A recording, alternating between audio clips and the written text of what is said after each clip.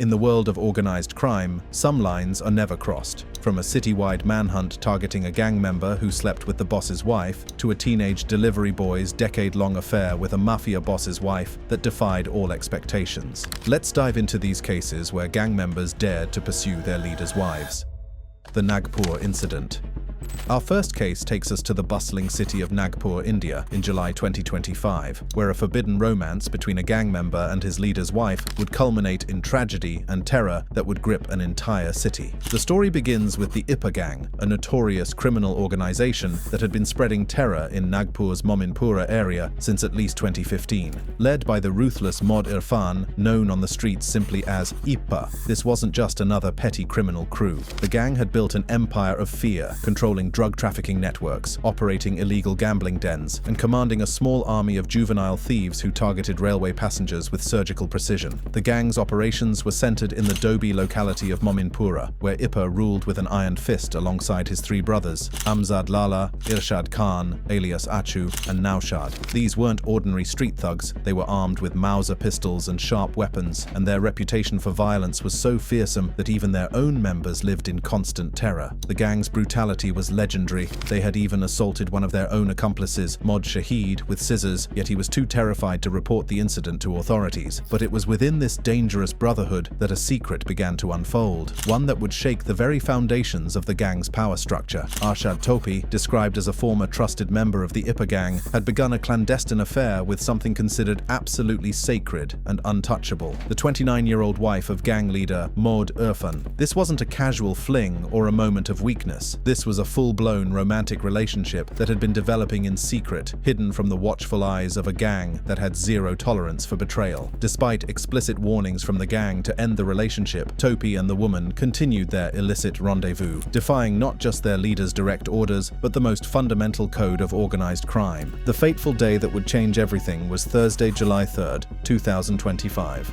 Topi and the gang leader's wife were riding a motorcycle near Suradevi Temple behind Koradi Mata Temple in central Nagpur for what was supposed to be another secret meeting. The location itself tells a story. They had chosen a remote, desolate area where they believed they could meet without detection, far from the prying eyes of gang members who would undoubtedly report back to IPA. But fate had other plans. In a twist of tragic irony, their motorcycle was struck by a JCB machine in what appeared to be a horrific accident. Topi sustained minor injuries, but the woman, riding pillion, bore the full brunt of the impact. She was critically injured, her body broken and bleeding as she fought for life in Topi's arms, but it was too late. Despite all efforts, the woman succumbed to her critical head and internal injuries on the morning of Friday, July 4th, 2025. The reaction from the IPA gang was swift and terrifying. The gang declared Topi a traitor, suspecting that he may have deliberately caused the woman's death rather than it being accidental. In their minds, this wasn't just about an affair anymore. This was about murder, betrayal, and the complete destruction of everything they held sacred. Approximately 40 armed gang members fanned out across Nagpur and the Kamptee suburb, launching a citywide manhunt with one singular deadly purpose: to find Arshad Topi and kill him. This wasn't just gang justice, this was an execution squad, mobilizing across an entire metropolitan area. The gang even reached out to other criminal networks for support, turning what had started as an internal matter into a full-scale underworld crisis. Sensing the immediate danger to his life, Topi sought protection at the Deputy Commissioner of Police (DCP) office in Pardi on July 4th and was escorted to Koradi police station, where his statement was recorded. The investigation, led by experienced officers who understood the delicate nature of gang politics, concluded something that the IPA gang refused to believe. The police found no evidence of foul play and determined that the woman's death was due to the accident, but facts and evidence meant nothing to a gang consumed by rage and humiliation. To prevent a potential gang war from erupting across Nagpur, police tightened security across the city, with the crime branch monitoring flashpoints. The authorities even communicated their findings to the gang through informal channels to de-escalate tensions, but the IPA gang remained unconvinced and thirsting for blood. The aftermath of this incident reveals just how deep the code of honor runs in organized crime. As of the latest reports, Arshad Topi has fled Maharashtra to evade the gang's manhunt, which continues to seek his elimination. The pursuit has kept Nagpur's underworld on edge, with the constant threat of violence hanging over the city like a dark cloud. This case perfectly illustrates how a forbidden romance in the criminal underworld can escalate from personal betrayal to citywide terror, showing that in the world of organized crime, love doesn't conquer all, it can get you killed. Our next case takes us from the chaotic streets of India to the concrete jungle of New York, where in the late 1970s, a teenage grocery delivery boy would find himself in the most unlikely and dangerous romance of his life, one that would ultimately lead him deep into the heart of the American mafia.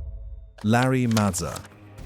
Larry Mazza was just an ordinary 17-year-old kid from Brooklyn in 1978, working as a delivery boy at a local supermarket to put himself through college. Born in 1961 to a working-class family with a firefighter father and a banker mother, Mazza attended Catholic school and was studying criminal justice at John Jay College, aspiring to follow in his father's footsteps as a firefighter. He was, by all accounts, a good kid from a good family with dreams of serving his community and living an honest life. But fate has a twisted sense of humor, and it would come calling in the form of a routine grocery delivery to a house in Brooklyn. The woman who answered the door that day was Linda Shiro, an attractive woman in her early 30s who had been in a relationship with Gregory the Grim Reaper Scarpa since 1962. What Mazza didn't know at the time was that he was delivering groceries to the home of one of the most feared killers in the Colombo crime family. The initial meeting was electric. Shiro, described as 5'5", slim, with a button nose and sparkling eyes, initiated the relationship by asking the young delivery boy, "Do you fool around?" and inviting him over one night. What followed was a seduction that would change the course of Mazza's life forever. Gregory Scarpa wasn't just any mobster. Known as the Grim Reaper, he was a capo and hitman for the Colombo crime family, believed to have murdered over 120 people during his bloody career. This was a man who killed for a living, who built his reputation on violence and fear, and who commanded absolute respect and loyalty from everyone around him. So when Scarpa discovered that his young wife was having an affair with a teenage delivery boy, the expected response should have been immediate and brutal execution for both parties. But what happened next defied every expectation and conventional wisdom about organized crime. Scarpa, aware of the affair, not only tolerated it, but actually encouraged it, provided it remained secret among the three of them. However, he made one thing crystal clear. He warned that if others in the clan discovered the affair, both Mazza and Shiro would be killed, reflecting the mafia's strict code against such relationships. Why would a notorious killer allow such a relationship to continue? The answer lies in Scarpa's own complex personal life. Scarpa had multiple extramarital relationships and families, including wives in New Jersey, Vegas, and Manhattan, which influenced his tolerance of Mazza's affair with Shiro. In his twisted logic, he saw Mazza's affair as the lesser of two evils, especially considering his own frequent absences and infidelities. The relationship between Mazza and Shiro lasted approximately 10 years, from 1978 to 1986, during which time Mazza's transformation from innocent college student to hardened criminal was complete. Under Scarpa's mentorship, he became deeply involved in the Colombo family's operations, eventually becoming a hitman who admitted to 4 murders and involvement in at least 25 other homicides. The irony is staggering. What should have been a death sentence instead became Mazza's pathway into the upper echelons of one of New York's most powerful crime families. Scarpa facilitated the relationship, possibly to keep Shiro occupied while he was away, and used it as a bonding mechanism to bring Mazza closer to him. But this unusual arrangement couldn't last forever. The affair ended in 1986 when Mazza married another woman, marking a shift in his personal life. However, his criminal activities continued, and his deep involvement in the Colombo family's violent operations during the bloody Colombo Wars of the 1990s would eventually catch up with him. In 1991, Mazza was arrested and faced with a potential life sentence. He chose to cooperate with authorities, providing detailed information about the family's operations and Scarpa's activities. His cooperation led to convictions and exposed corruption within the FBI itself, including the shocking revelation that Scarpa had been an FBI informant for decades. This case shows us that while the general rule about not touching a boss's wife remained absolute, there were rare exceptions, but those exceptions came with their own deadly prices and life-altering consequences. Our next case takes us back to 1989 and the streets of Los Angeles, where a single fight over a woman would ignite one of the most brutal and enduring gang rivalries in modern history: the MS-13 Spark.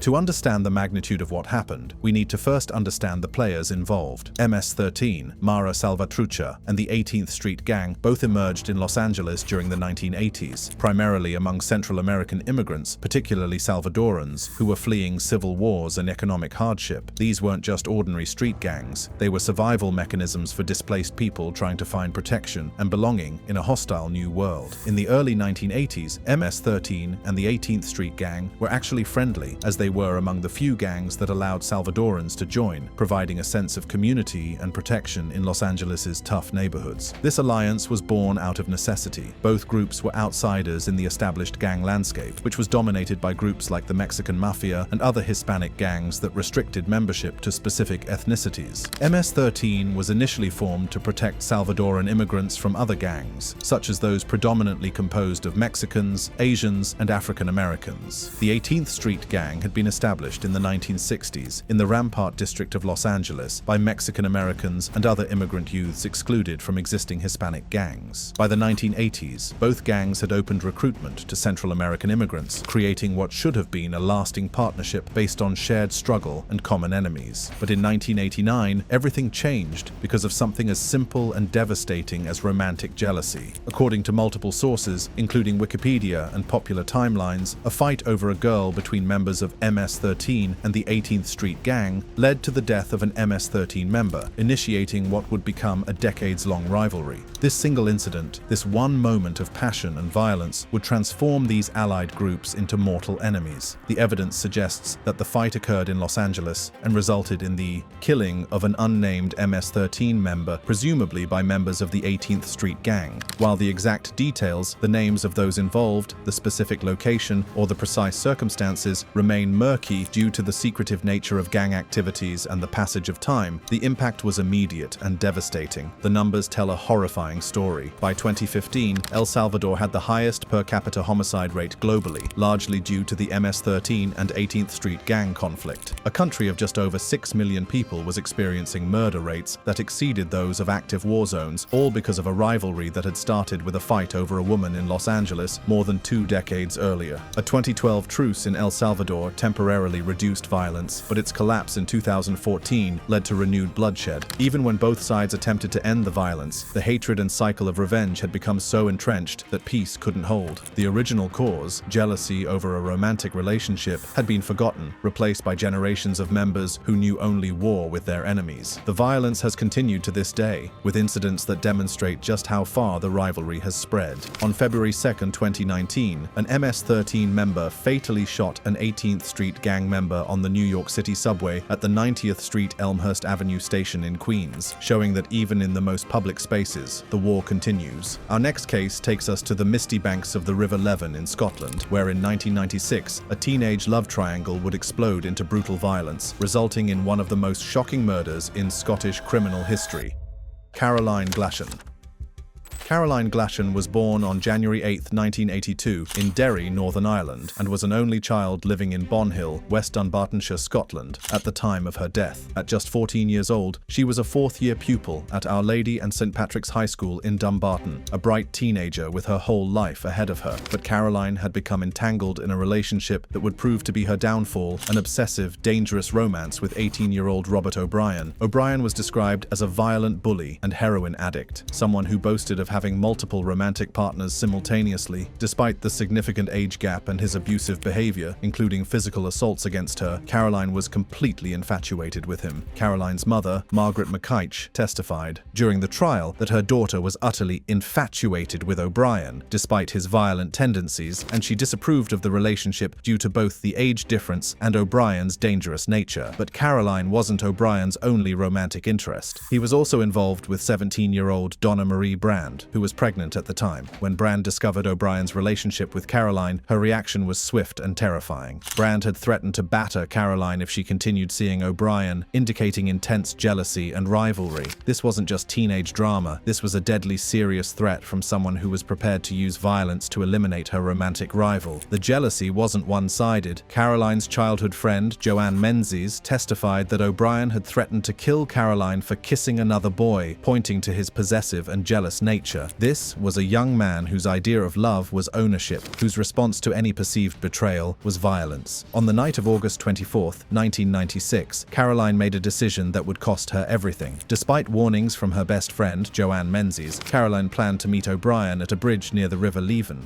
She was last seen walking along Dillerchip Lane towards Dillerchip Bridge, taking a shortcut via the river towpath after spending the evening with friends. She had no idea that she was walking toward her death. What happened next was a horror that would haunt Scotland for nearly 3 decades. O'Brien, Brand, and their friend Andrew Kelly arranged to meet Caroline at the bridge near the towpath beside the River Leven between Renton and Bonhill. What started as a meeting quickly turned into what prosecutors would later describe as a horrific and violent attack. The assault was brutal beyond imagination. Caroline was repeatedly punched, kicked, and struck with bricks or similar objects, suffering at least 10 blows to the head and extensive skull fractures. The attack wasn't just about eliminating a romantic rival. This was about sending a message, about asserting dominance through the most extreme violence imaginable. Forensic pathologist Dr. Marjorie Turner testified that Caroline was likely unconscious but still alive when she entered the water, with drowning as the ultimate cause of death. Can you imagine the horror? A 14-year-old girl, beaten nearly to death, left face down in a river to drown because she had the audacity to be loved by someone else's boyfriend. Our next case brings us to the neon-lit streets of Danbury, Connecticut in 2014, where the volatile combination of gang rivalry and romantic jealousy would explode outside a nightclub, leaving one man dead and another facing decades behind bars.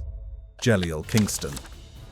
The story centers around 2 men whose lives became tragically intertwined through their connections to both rival gangs and the same woman. Jeliel Kingston, a 23-year-old resident of Bridgeport, Connecticut, and Garfield Sanderson, aged 20 and also from Bridgeport, were both members of rival gangs in their hometown. But their conflict wasn't just about territory or drug turf, it was about something far more personal and emotionally charged. Both Kingston and Sanderson were involved with the same woman, whose identity remains protected in court records, creating a love triangle that would prove explosive. The stakes were raised even higher by the possibility that this woman was pregnant, adding an additional layer of emotional complexity to an already volatile situation. Senior Assistant State's Attorney Jason Germain revealed that phone calls Sanderson made from jail pointed to this love triangle involving the 2 men and the possibly pregnant woman. These weren't casual romantic interests. This was a situation where both men had deep emotional investments and where the possibility of a child brought questions of responsibility, future,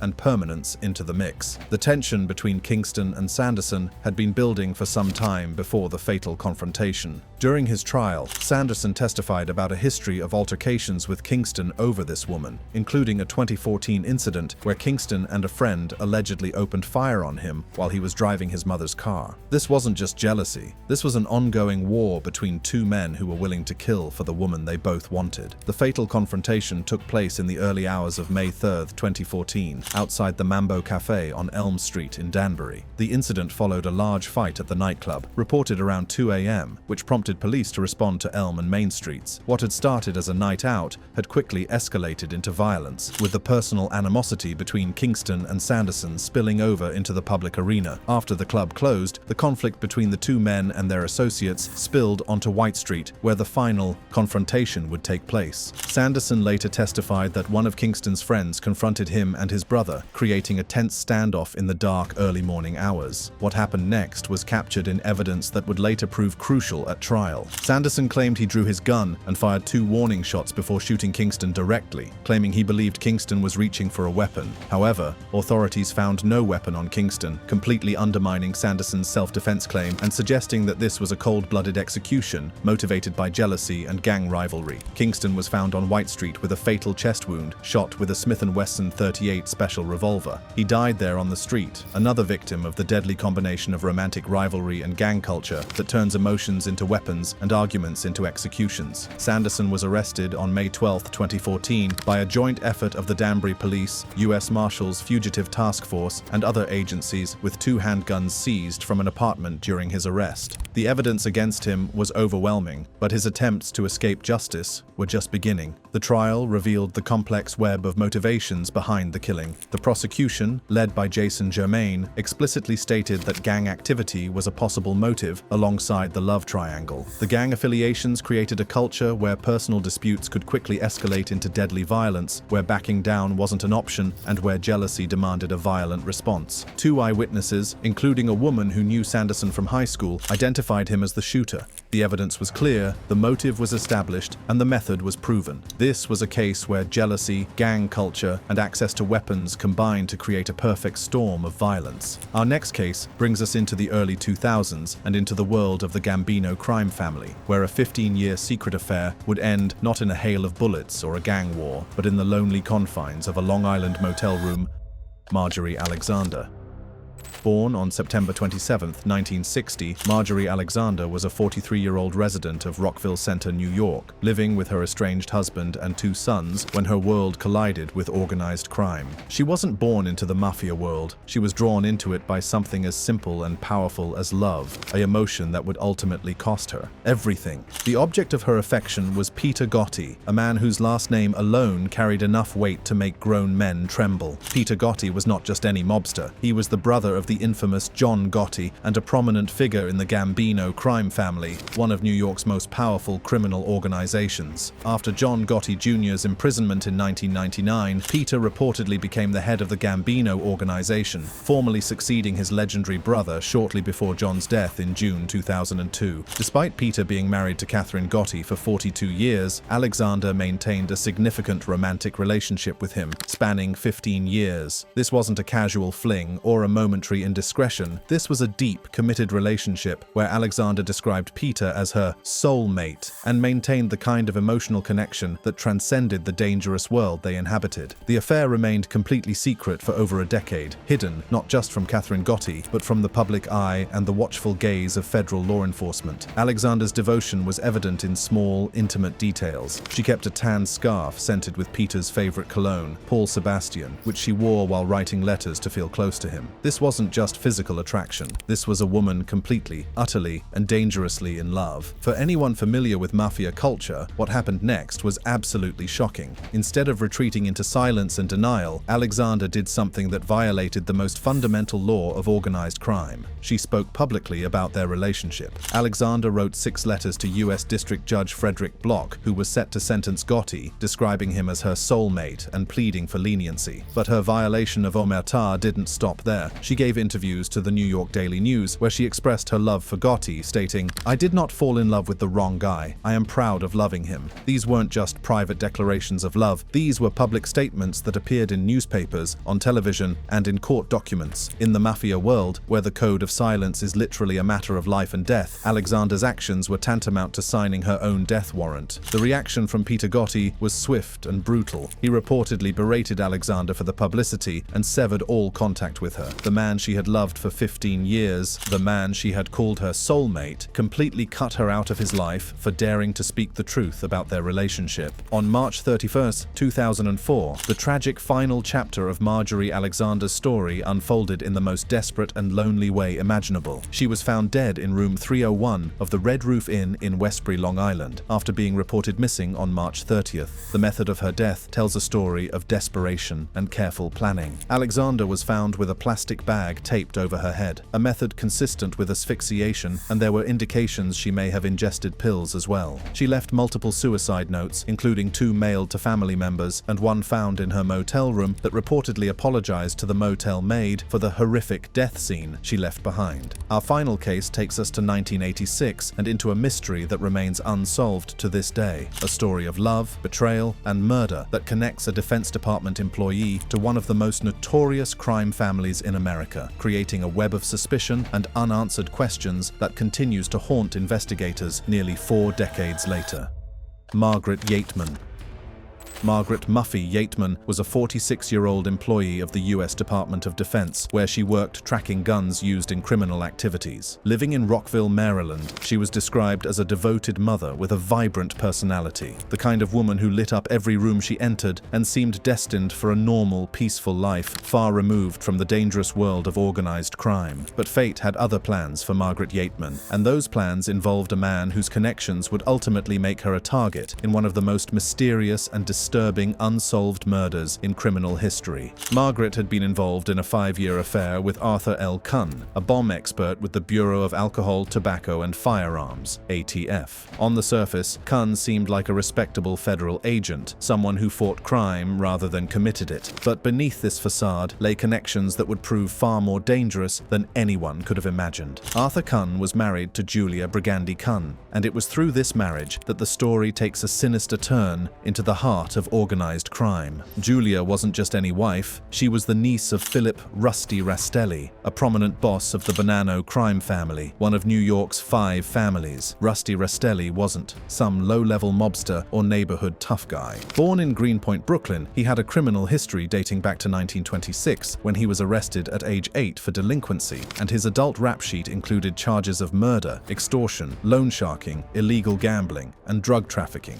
He became the Bonanno family boss after Natale Evola's death in 1973 and was convicted on October 15, 1986, for running a $250 million criminal enterprise. The complex dynamics of this situation became even more dangerous when we consider the timing. Julia and Arthur Kunn had divorced in 1985 but remarkably remarried in Las Vegas in May 1986, just weeks before Margaret Yateman's murder. This timing suggests that the discovery of Kunn's affair had created significant tension and possibly threats that required immediate action to repair family relationships within the Bonanno organization. On June 29, 1986, Margaret Yateman's body was discovered in the trunk of her blue Toyota Corolla, parked on the roof of a Johns Hopkins Hospital parking garage in Baltimore, Maryland. She had been dead for approximately 5 days, and the circumstances of her death painted a picture of brutal, calculated murder. The cause of death was a single .22 caliber bullet to the back of her head, and the bullet disintegrated in her brain, leaving no ballistic evidence for matching. This detail alone suggests professional execution. The .22 caliber weapon is often favored by professional killers because of its relative quiet and the way the bullet can fragment inside the skull, making forensic analysis nearly impossible. The current status of the case is as frustrating as it is mysterious. As of 2023, the case remains unsolved, with file number H7808 stored at Baltimore Police Headquarters. Arthur Kunn, born circa 1935, would be approximately 90 years old, and Julia Kunn, born 1930, would be approximately 95 years old, and they were last known to be living in New York in 2018. Time is running out for justice in this case, as the main suspects age and potential witnesses pass away. The Margaret Yateman case represents perhaps the most disturbing example in our series because it shows how organized crime can corrupt the very institutions designed to protect us. It also serves as a reminder that affairs involving organized crime figures don't always end in dramatic shootouts or public executions. Sometimes they end in cold, calculated murder, followed by decades of silence and unanswered questions. Margaret Yateman fought for her life, left evidence of her struggle, and yet her killer has never faced justice, a testament to the enduring power and influence of organized crime in America. If you enjoyed this video, check out our other awesome videos on the channel. Thanks for watching, and we'll see you next time.